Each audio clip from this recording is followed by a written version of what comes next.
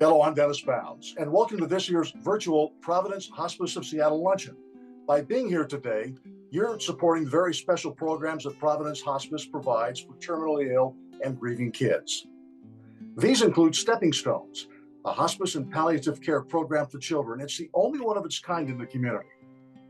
Safe Crossings, a grief support program for kids who are struggling with the death of a parent, sibling, or someone close to them.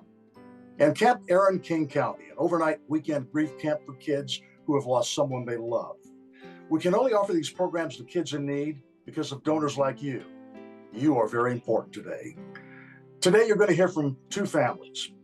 Their lives were changed because of generous donors like you and the programs you're here to support today. In the story you're about to see, you'll meet Grayson. After his heartbreaking diagnosis, Providence Hospice carried his family through one of the most difficult times of their lives. Without donors like you, this would not have been possible.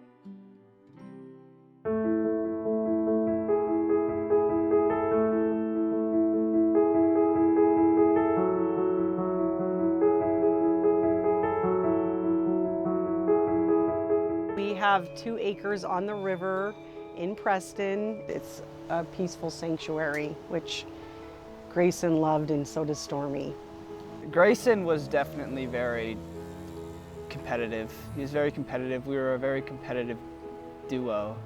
He was a very kind person, and he always thought of others before himself. He was everyone's best friend. You know, he was that kid in school that the teachers always knew if, you have a transfer student, they're like, we know who to sit him by. Just a happy, generous, kind, but he was a little terror on the soccer field and baseball field. He was small. They didn't call him the little bulldog for nothing. Yeah.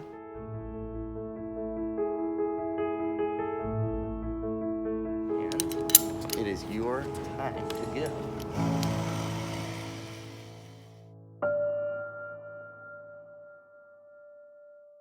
It was February of 2020, and we were starting to notice that he was having a harder time comprehending things, but it was still hard to tell if it was COVID, if it was the school on the Zoom, or if there was something else going on.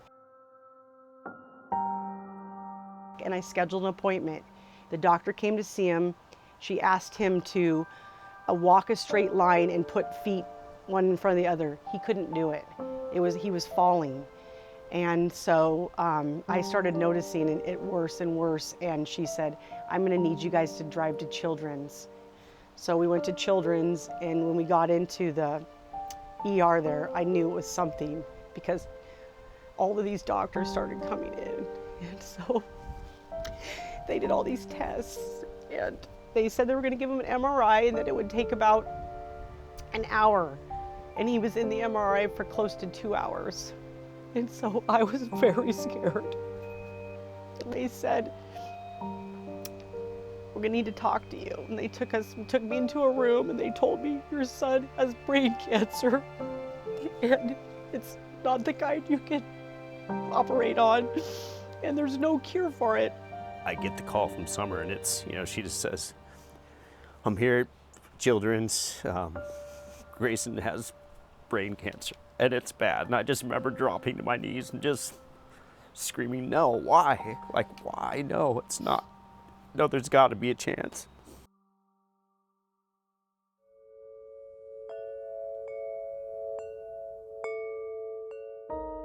We learned about Stepping Stones through Children's Hospital in Seattle. They connected me with Stepping Stones. We knew that there was no cure for him, and so we wanted him to be the most comfortable that he could, and then to have the best quality of life that he could. He just did not want to go to the hospital.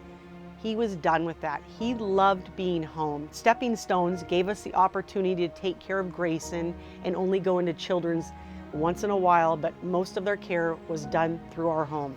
So it made a really big difference for his state of being, to be around his family, his dogs. His dogs are very important to him. Hi, Jill. Nice to see you. You can't help but walk into this household and feel the energy and feel the love. I see Jill and I just feel like It's my sister or my family. I mean, she's like, I say she's a saint. She's an angel. Yeah, for sure. She is. And Grayson knew it too. Something like we did last year, and auction and all of that. I worked with Grayson for about a year. Grayson, really an amazing young kid. So many people loved him. Providence definitely helped us. Well, Jill, in this case, really helped us. We bonded with her. She really was a really good person, and she made Grayson really happy. Go ahead. I have this big heart for Stormy because I know it wasn't easy for him.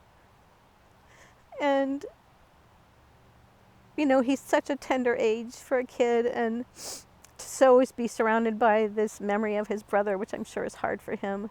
And their family is really dedicated to helping Stormy through this too.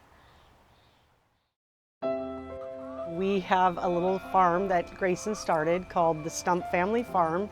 And so he wanted to get chickens, and he had this big desire to have a farm. So we started off with 7 chickens and 2 goats.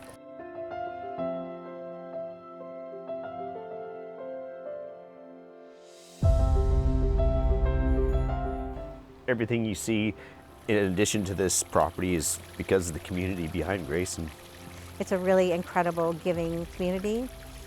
The waterfall that they built, all these things that these people came together to do for them, it was amazing. We were surrounded and wrapped in the arms of the community and our friends. This pavilion was installed because of our friends. They came and did it because Grayson would have a shady spot to sit. The barn and corral were built because of our friends. The bench is from some of the soccer moms and friends and Grayson's. They came and built that bench.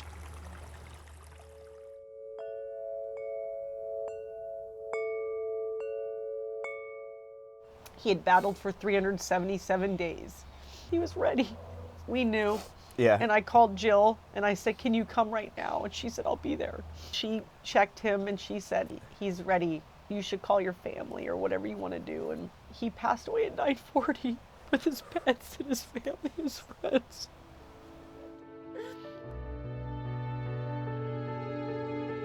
I think the biggest part of my job in hospice is the comfort piece of it, and what are all the different things that we can do that to make somebody be comfortable in the end for family and the child. It's so important to support these programs. It gives families support in the hardest journey of their life and support afterwards, because a lot of times siblings don't have the support they need. They're going through something. Camp Aaron can help them with that. Safe Crossing, same thing. It's just so important to have a community that understands you.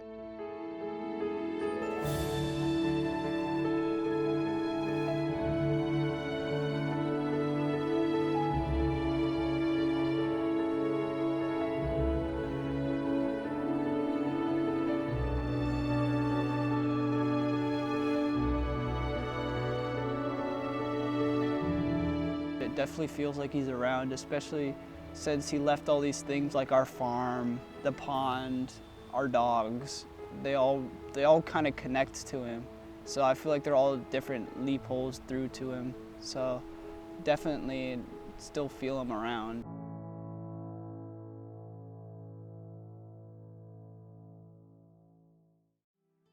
Hello, I'm Denise Town. I'm a director with Providence Hospice of Seattle Foundation, and I work for Pemco Mutual Insurance Company, one of the sponsors for today's event.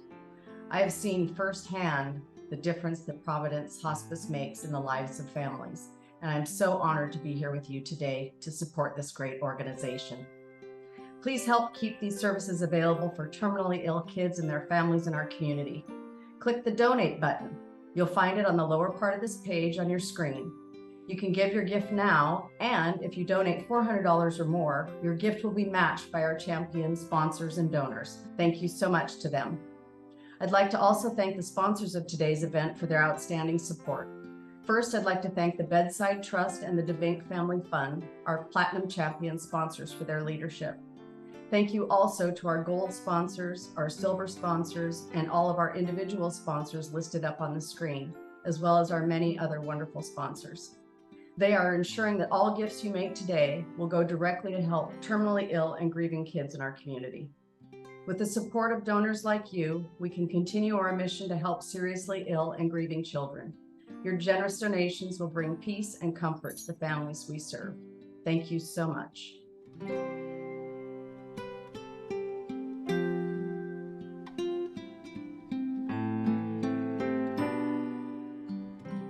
Our next story will show how specialized grief support helped two young boys cope with the death of their dad. You'll see what an incredible difference your donations can make.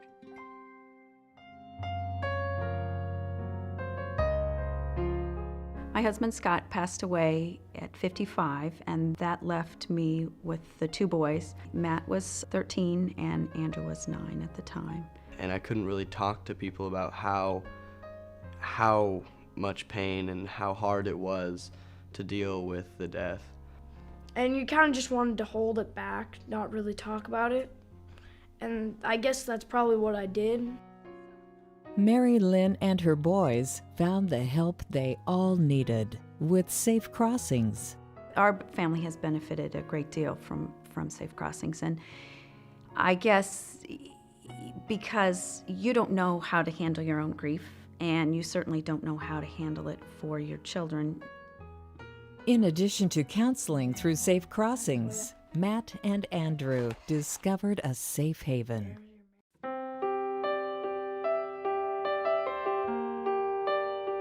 Camp Aaron was a way to express myself safely around a lot of other teenagers that understood like the whole aspect of like going to school and having to deal with emotions and stuff through a teenager's life.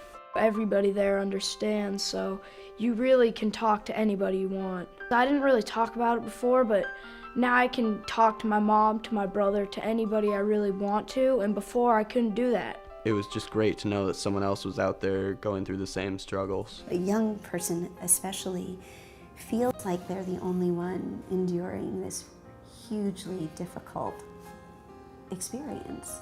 And what they find is they're not alone.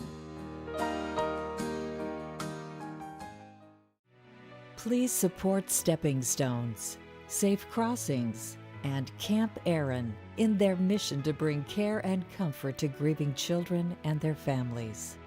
Going to Camp Aaron took me leaps and bounds ahead of where I would be if I didn't.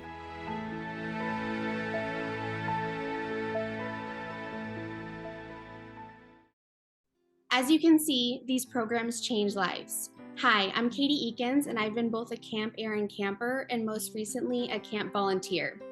I know how important these services are, as I personally benefited from them when my dad died when I was 17. These programs can only continue with your help. Right below this video on your screen, you'll see a donate button. Please click it to make your donation. And here's a great opportunity to make an even bigger difference. If you donate $400 or more, it'll be matched by our Champion a Child sponsors and donors. That means your gift will go twice as far in helping children and families in need. Thank you so very much. Thank you, Katie, and thank you for being here for today's virtual luncheon to support the programs offered by Providence Hospice of Seattle. Your time and your treasure are greatly appreciated, and because of your generosity, these programs will go on for years and years to come. You're helping many people, terminally ill kids, and their families get through very, very tough times. Again, thanks. We hope to see you again for next year's luncheon for the Providence Hospice of Seattle. Perhaps we'll be meeting in person. Have a good day.